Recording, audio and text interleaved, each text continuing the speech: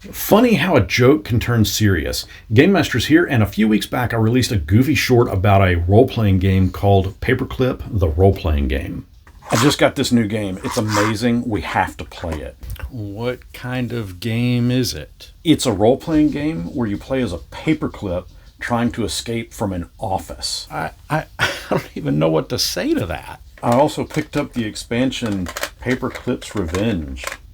Funny thing is, a few comments said they'd actually play it.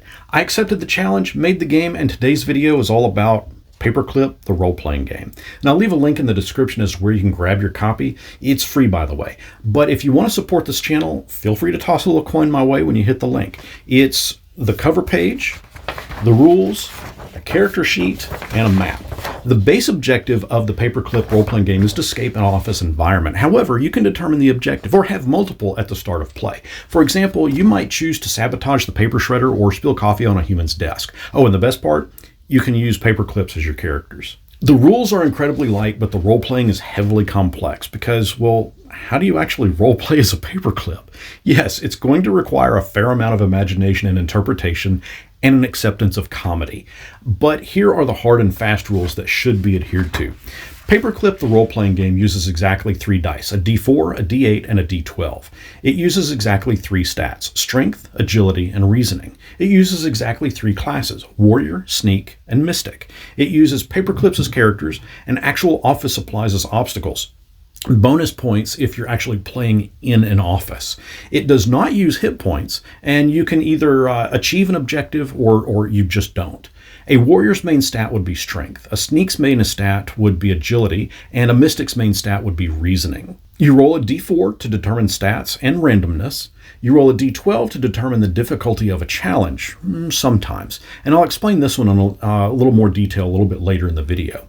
You roll a d8 and add your stat bonus to the result to determine if you pass or fail that challenge. The GM decides which stat should be applied to the challenge at hand. The player can bank up a pool of points to help with a specific challenge. There's no limit to the pool of points you can collect, and you can bank those up for future use. As for the rest of the game, the role-playing aspects, it's all open to the game master to decide. And here's how it breaks down. Humans are stupid and are unaware that paperclips have the ability just to move and manipulate. For example, when a human picks a paperclip from a bunch, why that specific one? Well, it's because the specific paperclip manipulated that human into picking it up so it could escape the office. Paperclips have the ability to warp themselves into different shapes, but different shapes can be a little difficult.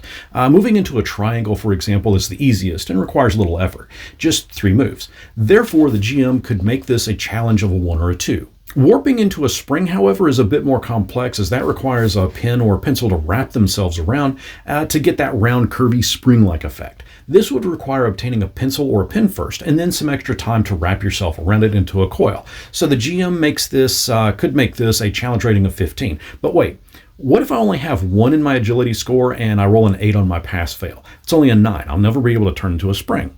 Well, this is where the role-playing comes in. The GM can award bonus points for effective role-playing that can actually lower the challenge number, and you'd pull these from your pool bank. But I thought you said one of the hard rules was that you roll a d12 to determine the challenge. Yes, for mundane actions that are still a challenge, such as sliding off the edge of a table, a d12 is rolled. For more complex ones, however, the GM would determine the difficulty. Movement, for example, might be considered a mundane action and would have a challenge rating that is relatively low. However, if the human has a group of paperclips, well, humans think paperclips can't move, so the GM might need to make the difficulty higher to see if the paperclip can move undetected, or just to see if the human loses their shit upon seeing a paperclip move on its own. Of course, there are even worse things out there. Consider your typical office environment. There's the dreaded paper shredder that can spell certain doom, or if the cleanup crew comes in and begins to vacuum and you're on the floor, or if a massive print job comes in and requires hundreds of paperclips to be used to bind those papers together. Yes, indeed, those challenges could easily exceed what your rolls may grant you. Again, it's going to come down to the role-playing aspect and how well you do so that the game master can award you points to use on any other given challenge. Each game might have need to make use of different abilities based on the environment you're trying to escape, and you're free to make up the abilities as you play. But in a typical office environment, some of the abilities could be, but wait, in the hard rules you said that a d4 was used to determine stats and something called randomness. What the heck is randomness? You haven't mentioned that at all. Hang tight. Randomness is wrapped up in the abilities. In a typical office environment, some of the abilities could be bend. How many times you can bend in different shapes before you break. Roll a d4, add your strength, mark it down. That's how many times you can bend before you break. Chain link. How many links of paper clips you can hang from yourself. Roll a d4, add your strength, and you can add up to that amount of paper clips to yourself. Trash. You use your mental prowess to convince the human that you're trash, and they toss you into the garbage can, allowing you to find resources. Roll a d4 and add your reasoning. If it's higher than what the GM determined for a challenge, you have successfully manipulated that human. Movement. Roll a d4 and add that to your agility. That's how far you can move on your turn. Resourcefulness. Roll a d4 and add that to your reasoning stat.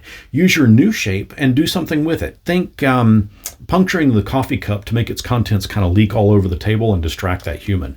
Adversely, the GM can roll a d4 to randomly subtract that number from your rolls. Because GMs are just mean sometimes. As for the rest of the game, the rules are totally yours to come up with. Let me know what expanded rules or alternate rules you can come up with. Perhaps we could add it to the expansion Paperclip's Revenge.